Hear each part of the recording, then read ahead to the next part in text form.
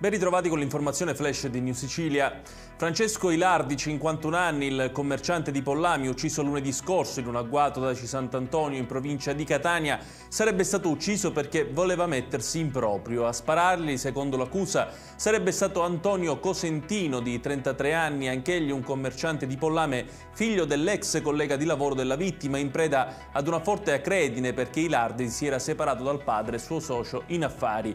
I carabinieri lo hanno fermato intorno all'1 della notte scorsa a bordo di un'autovettura insieme con il padre e il suo legale perché voleva andare a costituirsi. L'indagato è accusato di omicidio aggravato e detenzione e porto illegale di arma da sparo. Sono in corso le ricerche dell'arma utilizzata per l'esecuzione dell'omicidio. Aveva creato a Giardini Naxos nel Messinese un vero e proprio market della droga nella stanza di un B&B che aveva preso in affitto per pochi mesi, ma è stato arrestato dai carabinieri che da tempo ne controllavano le mosse. Protagonista un 51enne finito in manette per detenzione ai fini di spaccio di sostanze stupefacenti.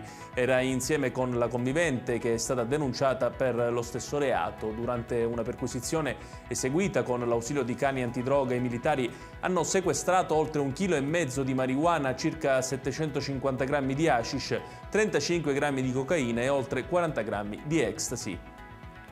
L'assessore regionale alle infrastrutture e alle mobilità Alessandro Aricò ha annunciato di aver dato l'ordine al dirigente generale del Dipartimento dell'Assessorato di effettuare un'ispezione per individuare i correttivi necessari per rendere il sistema amministrativo più trasparente e per proteggerlo dalle pressioni corruttive in seguito all'inchiesta che ha portato agli arresti alla motorizzazione civile di Palermo.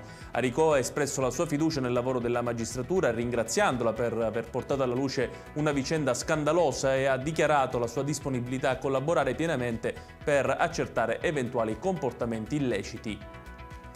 L'Università degli Studi di Palermo sta promuovendo una campagna per sensibilizzare i giovani sull'importanza della vaccinazione contro l'HPV in occasione della giornata internazionale contro l'infezione dello Human Papilloma Virus che si terrà il prossimo 4 di marzo. L'iniziativa, chiamata Amici per la Vita Vacciniamoci, si svolgerà a Piazza Verdi dalle 9 alle 18 e offrirà la vaccinazione gratuita e senza prenotazione, oltre a programmi di screening contro le malattie sessualmente trasmissibili.